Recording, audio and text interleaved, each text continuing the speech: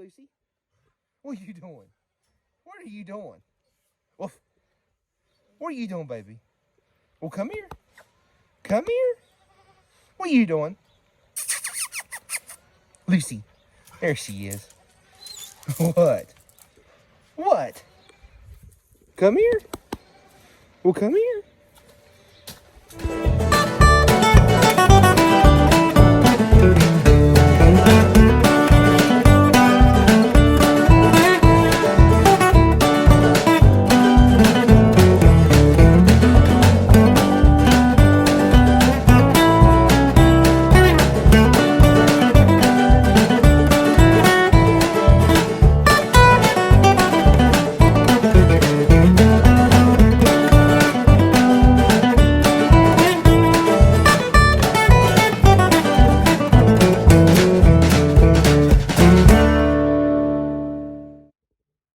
What's up, guys?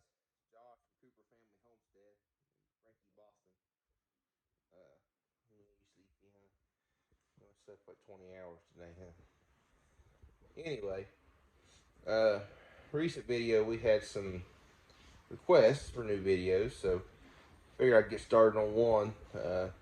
Specifically, it was wanting to hear more about Lucy, but figured I'd go ahead and throw in the other two dogs, the indoor dogs too. Somebody spoils. Yeah. Anyway, do a little backstory on them and tell you guys how we got them and how long we've had them and everything else. Hi, buddy. But this is Frankie. He's what we believe to be a Boston Terrier and with a little bit of French Bulldog mixed in. The only reason we say that is, I'll tell you the story. We were actually going to a animal sanctuary up north, West Virginia. Me and my wife were. This was years ago. I think we've had you 5 years now, something like that. We were on our way up there, and we stopped and got a local ad bulletin called the Trader's Guide, and we were specifically going after a Boston Terrier. I wanted a small Bulldog, but we had decided to try the Boston Terrier instead because they were a lot cheaper and easier to find. So we were on our way up through there. My wife looks over and she says, "Hey, here's one in the paper for $50. Let's stop." Okay. Well, we call this lady. We go to her house. Hi, buddy. Yeah, you like when I tell a story about how we rescued you, don't you, buddy? Yeah. Anyway, come on now. So we go to this lady's house, and you know, it's a pretty rundown place, and she's got him and a female and a kennel together, outside kennel. Dog never been in the house before once. Remember that for later. Never been in the house before once. Anyway, so she lets him out, and he runs. I mean, he is running 100 mile an hour across the yard, jumping on stuff, acting crazy. I thought, there's no way we can handle this dog. He is nuts. So we get talking to the lady, and she says, "Hey, you know, I kind of want to get rid of him because he won't breed my female." I said, "Okay. Well, you know, we're thinking about it and stuff." And she says, "Yeah, it's his mom. He won't breed her." So immediately I went $50 on my wallet, and I said, "That's fine. We're taking this dog home. He's acting crazy. He's nuts." So we put him in the back of the car. We completely skip out on going to the other place because he smells so bad. We have to roll the windows down all the way home to even bear driving in the car with him. He smells so awful. He's sitting in the back of the RAV4 that we had, and he just smells awful. Get him home, bathe him twice outside, bathe him once inside, and we both had to go to work at 7 p.m. So we let him out one more time, and we didn't have a crate or anything, and we're just sitting there thinking, you know what, just hopefully he doesn't, you know, go too nuts in the house and use the bathroom and stuff. So I leave work at 7 o'clock in the morning. I get home a little bit before my wife does, you know, dreading the night there was for this little boy. I figured he would have went everywhere in the house. So I walk in the back door, look through the house, and they're standing at the front door shaking so bad because he has to pee is this little thing. Dog had never been in the house before, never been potty trained, and he held it for 12 and a half hours.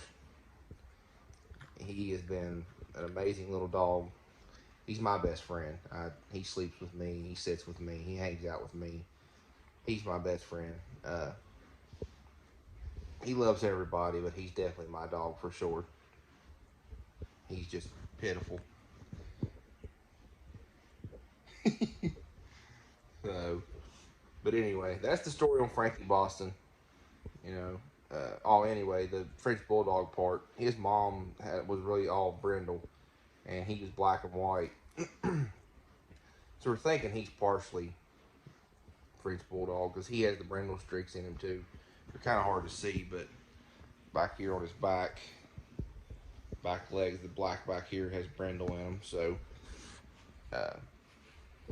he's just gorgeous dog, especially in the sunlight. When he gets outside in the sunlight and he stands and he has this perfect little pose that he does, like, you know, the dog shows. He does it perfect. You can see it on when the sunlight hits his hair, you know, his fur. He looks gorgeous. So anyway, that's little Frankie. Like I said, he's a napper. He'll sleep with you all day if you let him. But then he'll also run and play if you let him. He's got two modes. It's wide open and stop. So anyway, he's ready for stop right now. Aren't you, buddy? Yeah, that's a good boy. Okay, well, we'll get Hossy. He's laying in the bedroom, and I'll show you guys him. We'll talk about him a little bit. Say bye, Frankie. Hey, Frankie. Okay. You don't need camera shine at you. Okay. Okay, so this is our second indoor dog. This is Hoss. He's actually an AKC registered purebred Labrador Retriever. Here, Hoss. Yes, he's missing his tail, and he's fat. He's a little shy, but Frankie's not. He's on his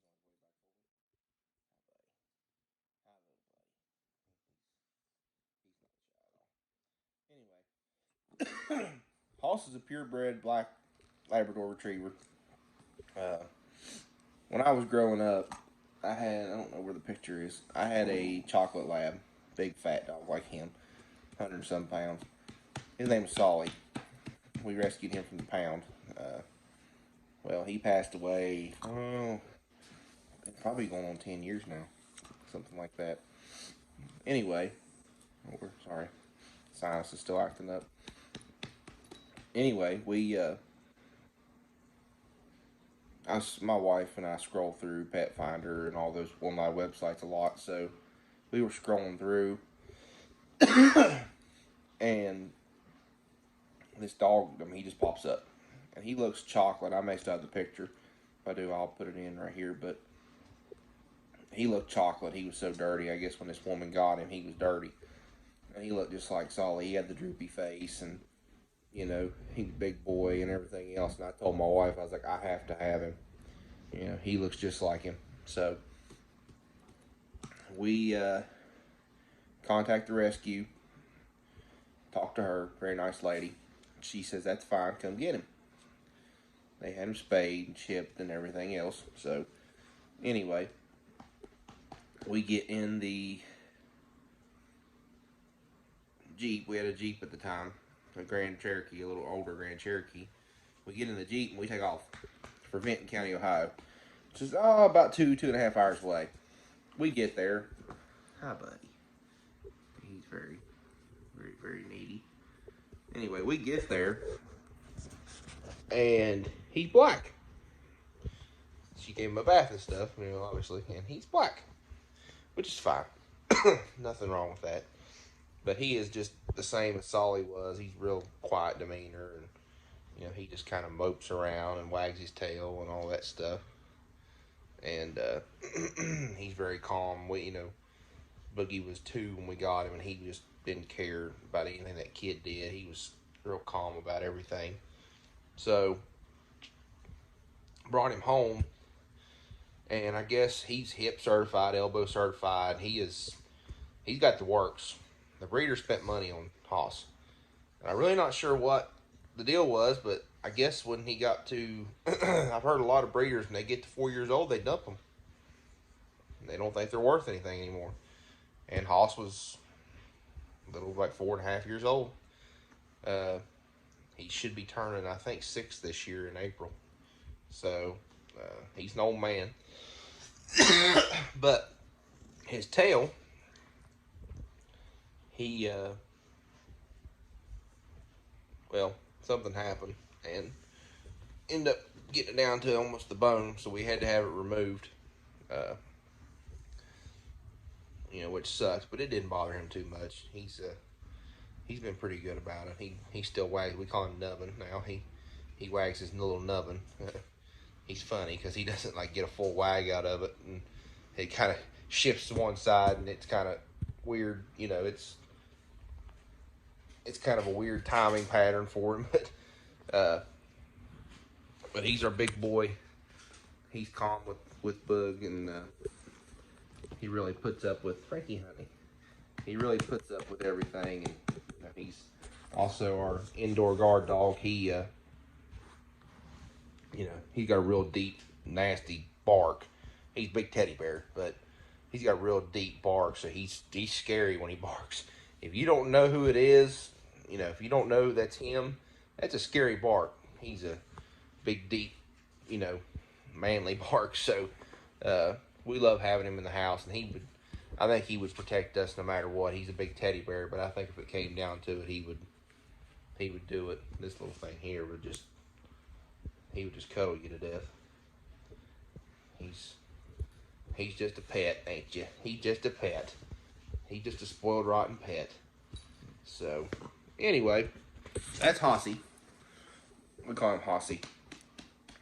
We have little pet names for all of our pets. This is Frank, but we call him Frankie. Frankie Boston. My wife calls him Francis. I say it's Franklin, but she says it's Francis. But we'll go outside here in a minute, and we'll get Lucy, and we'll show you guys her. Okay, guys, so this is Lucy. The goats are real noisy. This is Lucy. She's a little dirty. She's been rolling around in the mud today, and it's raining, but she's our livestock guardian dog. She's a Great Pyrenees. She's a little over 2 years old. She turned 2 in September. And you baby. Yeah, she's my girl. She's my baby girl. My fuzzy butt, ain't you? Yeah, hi baby. Oh yeah. Yeah. That's my girl. I've heard Great Pyrenees aren't willing to please eager to please humans, but she is adorable. She loves taking care of us and the goats, and she loves us, wants us to love on her. She wants to please us, and she's a good dog. So, anyway, Great Pyrenees, she's real fluffy, and she's dirty. Hi, baby girl. You can need a bath after all this rain's done. I'm gonna let her run around the yard for a minute. She doesn't get out in the yard very much when I let the goats out here, but talk about her a little bit. We were looking for a livestock guardian, and I was actually leaning towards a Jerusalem donkey, but I was on one of the local goat pages, and she popped up. Her and her mom actually popped up, said they needed to get rid of them. They couldn't take care of them anymore. They were having trouble feeding the dogs and the goats and everything, and dogs were the first thing to go. Hi, baby. Hi, baby. But and she was over 2 hours away, but they wanted what I thought was too much for her, especially if they couldn't take care of them. So I kind of waited around for a week, and I sent them a message back, and I was like, hey, I'll come get her. No questions asked, I'll come and get her. So me and Boogie hop in the truck, and we drive 2 hours away, and we get to the gas station to get her, and they let her out, and she's just all pitiful, and she's like real scared and don't know what's going on, and kind of felt bad for her. we put her in the truck, and she is just trying to crawl in the front seat. She is all scared to death. Doesn't know what's going on. And she rode good in the vehicle, but she was just so scared and everything. So we get her home, and actually I kept her inside for a couple days. And we went and got her spayed and microchipped and all that stuff. Got her stuff because I had no clue any health things behind her. I just went ahead and had the works done to her, vaccinations and everything else. So we get her back, get her taken care of, keep her in the house for, oh, I'd say about a week or so after she got spayed, so she wouldn't tear her sutures out and stuff, and let her outside and not knowing how she would do. And we've kept her with the girls since we got her back in, I think, September, October. And she is one of the most impressive dogs I've ever seen in my life. She takes care of these goats. She does her job. She runs stuff off. She watches the house perimeter even. She watches the yard from where she's at now. She can see both sides around the house and stuff. And she keeps the goats off the fence because Angie has a bad habit of jumping the fence over into the yard. She keeps them off the fence. She sleeps with them. She lets them sleep in her doghouse with her. She takes really good care of these goats, and she is, I don't know if it's where Pam and Angela are attached to each other, where they've been, you know, they're half sisters, and Linda's a new goat, but she has become really attached to Linda. You come out here any time of the day and they're laying together. You know, Lucy's staying right next to Linda. So she's a great dog. She's out there checking stuff out now. Checking the yard out, her weekly checkout out here. We at least try to let the goats out in the yard every week. And Lucy runs around the fence and pees and does her thing. So, but she is probably one of the best decisions out of this whole homesteading thing we've done. Because without her, this stuff wouldn't work as well as it does. We have a coyote problem. We have a bear problem locally, you know, and we have a wild dog problem, and she keeps them all at bay. And I don't know what we would do without her, plain and simple. So I'm really appreciative of Lucy. I love all my dogs, but I'm a dog person. But you know, as far as working condition or working class, you know, for what they do and what they're doing for us, their job, she's the best dog in the world by far. And I know everybody's going to say that about their dog, but she has done nothing but show how great she is at what she does.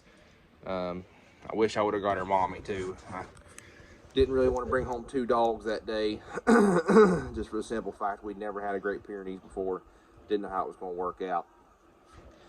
Her mom was 7 or 8 years old, and I kind of wish we'd have brought her home too and let her retire here, because I would have left her mom in the house. She could have come and gone as she pleased inside and out, but I probably would have let her be more of a house dog, retire thing. She could just do what she wanted. If she wanted to go outside and do the job, she could. If she didn't, she wanted to stay in the house and relax, she could have. So, but that's our 3 dogs. We've got Frankie the Boston, Hossy the Labrador Retriever, and we've got Lucy the Great Pyrenees. So, like I said, I know somebody Popal Farms requested us do a video on Lucy, but I decided to go ahead and do all 3 dogs because we love them all equally. So, I hope you guys enjoyed the video. Remember to like and subscribe and share. If you want to see more videos from here, or you have certain ideas for us, let us know. Like I said, Popal Farms gave us this idea this morning. Sorry, I keep shaking the phone. I'm coughing and stuff, but they gave us this idea this morning and a couple others, so I'm going to work on those videos on top of stuff we were already kind of working on. If this rain would ever stop, we're going to do a kind of a farm tour video. Walk around. We're going to show you guys. We measured out the barn and marked it out and stuff like that. Hi, baby. And she aims to please. She's a good dog. She's a very good dog. She needs a bath.